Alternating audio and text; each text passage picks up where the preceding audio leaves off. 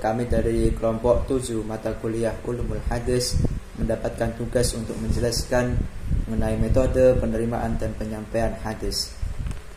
Dalam materi tersebut terdapat 3 subbab, yaitu pengertian penerimaan dan penyampaian hadis, yang kedua syarat-syarat penerimaan dan penyampaian hadis, dan yang ketiga metode penerimaan dan penyampaian hadis. Saya Ahmad Maulana Sabaha dengan nomor induk mahasiswa 19210082 mendapatkan bagian untuk menjelaskan mengenai pengertian penerimaan dan penyampaian hadis.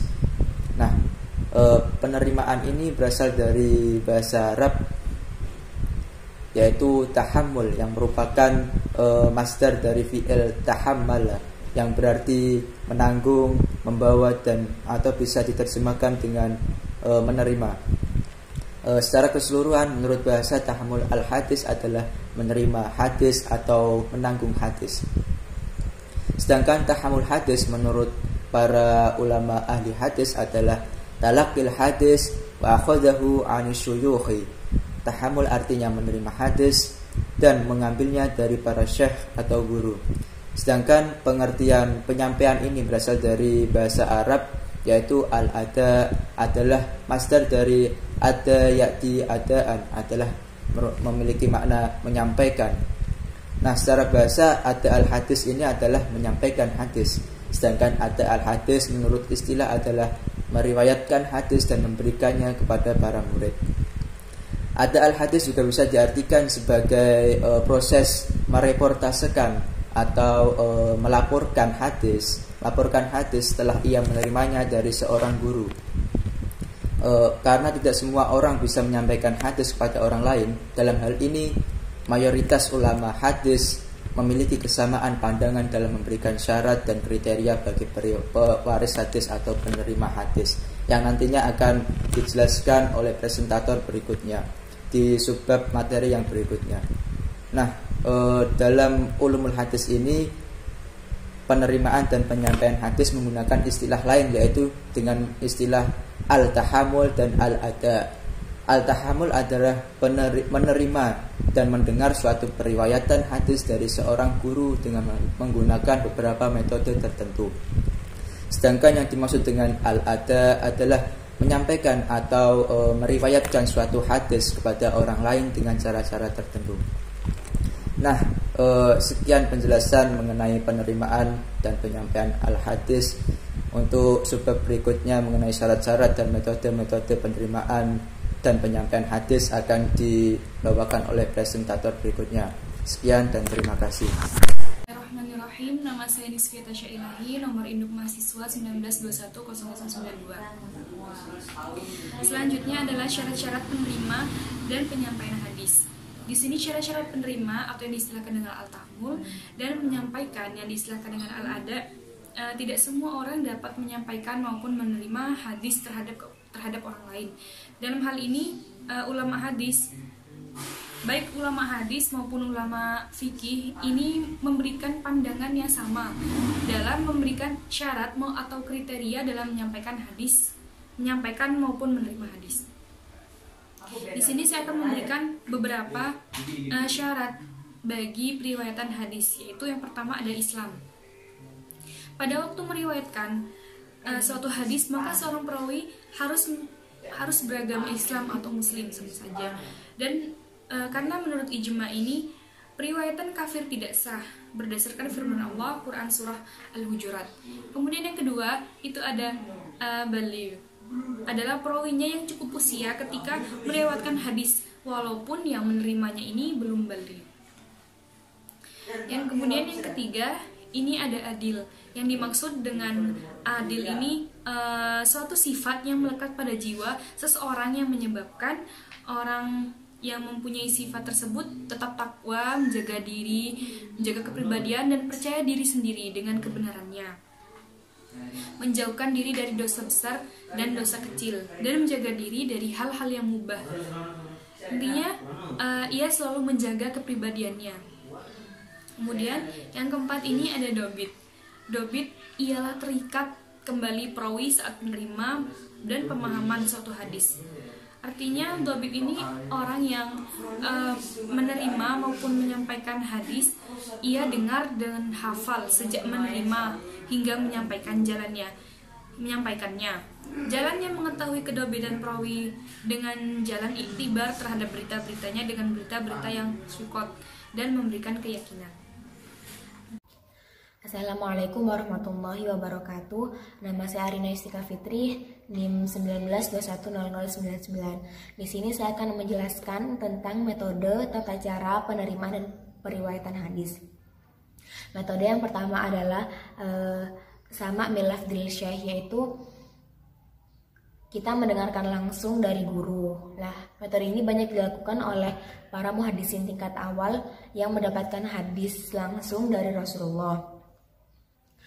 Dan para muhaddisin tingkat awal ini menggunakan metode yang sama untuk meriwayatkan hadis kepada generasi selanjutnya.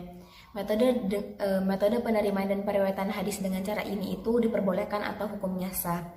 Yang kedua adalah al-a'rad, yaitu murid menyuguhkan hadisnya ke hadapan guru. Metode ini banyak digunakan setelah banyak dibukukannya hadis di berbagai tempat. Cara menyuguhkannya itu bisa dengan sang murid membacakan kepada gurunya dengan cara melihat atau dengan cara menyetorkan hafalannya.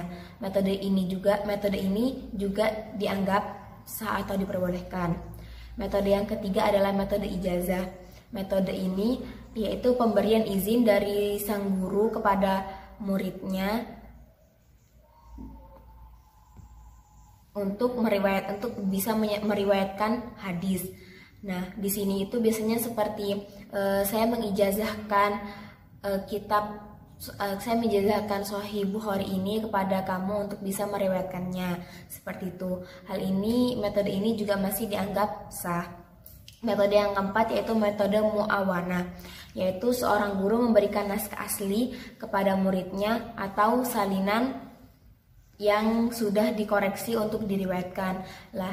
Pemberian ini apabila disertai dengan ijazah maka diperbolehkan. Namun apabila tidak dibarengi dengan ijazah, hal ini dianggap tidak sah atau tidak diperbolehkan. Selanjutnya ialah al-mukatabah. Al-mukatabah adalah seorang guru yang menuliskan hadis atau menyuruh orang yang ia percaya untuk menuliskan hadis yang akan diberikan kepada muridnya. Baik murid tersebut ada di hadapan gurunya ataupun tidak. Walaupun bukan persyaratan yang mutlak, sang murid ini harus mengetahui bahwa tulisan tersebut benar-benar tulisan gurunya atau tulisan orang yang dipercaya gurunya. Metode al-mukatabah ini dibagi menjadi dua, yakni al-mukatabah dengan ijazah dan al-mukatabah tanpa ijazah. Al-mukatabah dengan ijazah ini lebih kuat daripada al-mukatabah tanpa ijazah. Bahkan Al-Mawardi, Al-Amidi, dan Al-Qotan menolak periwayatan yang menggunakan metode al-mukatabah tanpa ijazah. Namun mayoritas ulama mutaqaddimin dan mutaakhirin dari kalangan fuqaha dan usul memperbolehkan menggunakan dua metode al-mukatabah tersebut. Adapun al-mukatabah yang disertai ijazah, ia memiliki kualitas yang sama dengan al-munawalah yang disertai ijazah. Nah, antara al-mukatabah dan al-munawalah ini terkesan sama namun memiliki perbedaan. Perbedaannya adalah jika yang al-munawalah ini hasilnya tidak mesti berupa tulisan, sedangkan al-mukatabah ini pasti berupa tulisan. Perbedaan yang lain adalah hadis yang dicatat menggunakan cara al-munawalah ini, dia belum ada niatan untuk memberikan hadis tersebut kepada muridnya. Ada niatannya itu setelah hadis tersebut selesai ditulis. Jika menggunakan cara al-mukatabah, memang dari awal ada niatan untuk memberikan hadis tersebut kepada muridnya. Yang selanjutnya ialah al-ilam. Metode periwayatan hadis menggunakan al-ilam adalah periwayatan hadis yang bersandar kepada pemberitahuan guru kepada muridnya tentang hadis atau kitab hadis yang telah diterimanya, tapi tanpa adanya kalimat instruksi kepada murid untuk meriwayatkannya lebih lanjut. Ibnu As-Salah tidak mengesahkan periwayatan dengan cara al-ilam karena hadis yang diberitahukannya itu terdapat cacat. Seandainya tidak ada cacat, maka guru tersebut akan memberikan instruksi lebih lanjut kepada muridnya untuk meriwayatkan hadisnya. Selain itu, Ibnu Asalah beralasan bahwa periwayatan secara al-ilam ini memiliki kesamaan dengan pemberitahuan seorang saksi kepada orang lain atas suatu perkara. Kemudian orang lain itu memberikan kesaksian tanpa izin dari saksi yang sesungguhnya. Namun, pendapat yang lebih kuat oleh mayoritas ulama memperbolehkan periwayatan hadis dengan cara al-ilam. Mayoritas ulama menggugurkan alasan Ibnu Asalah dengan menyatakan bahwa tidak adanya perintah dari guru agar muridnya meriwayatkan hadis darinya. Bukan berarti ada cacat dalam hadis tersebut. Analogi al-ilam dengan kesaksian dalam suatu perkara tidaklah tepat, karena kesaksian memang memerlukan izin, sedangkan periwayatan tidak selalu memerlukan izin. Bila periwayatan dengan cara al-sama dan al-qiraah dinyatakan sah walaupun tidak adanya izin dari sang guru, maka al-ilam ini harus diakui juga kesahannya. Terus yang selanjutnya ialah al-wasiyah. Metode periwayatan al-wasiyah adalah periwayatan hadis yang berdasarkan kepada kitab yang diwasiatkan guru ketika hendak melakukan perjalanan atau wafat.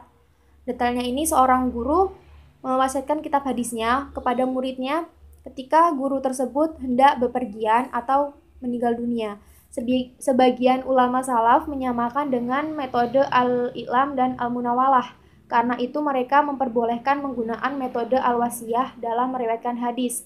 Sedangkan sebagian ulama lainnya seperti Ibnu Asalah dan Al-Nawawi tidak membolehkan penggunaan dalam periwayatan hadis. Mereka beranggapan bahwa guru tersebut tidak memberikan instruksi kepada yang diwasiatkan atau kepada muridnya untuk meriwayatkan hadisnya lebih lanjut. Terus yang terakhir ada al-wijadah. Metode periwayatan hadis al-wijadah ini periwayatan hadis yang berdasarkan kepada catatan hadis orang lain tanpa melalui cara al-munawalah dan al-ijazah. Jelasnya seorang mendapati hadis sebab menemukan naskah hadis orang lain, baik penulis naskah tersebut semasa atau tidak, pernah bertemu atau tidak, pernah meriwayatkan hadis dari penulis ataupun tidak. Ahmad Muhammad Syakir tidak memperbolehkan periwayatan dengan cara al-wijadah karena menilai perbuatan demikian tidak terpuji. Terlebih pada masa sekarang di mana hadis mudah dijumpai di berbagai kitab dan majalah. Namun demikian terdapat ulama yang memperbolehkan periwayatan dengan cara al-wijadah. Akan tetapi mereka mengajukan syarat tertentu seperti tulisan hadis yang didapati haruslah telah diketahui secara pasti siapa periwayat yang sesungguhnya. Kata-kata yang digunakan untuk periwayatan lebih lanjut haruslah kata-kata yang menunjukkan bahwa asal hadis itu diperoleh secara al-wijadah.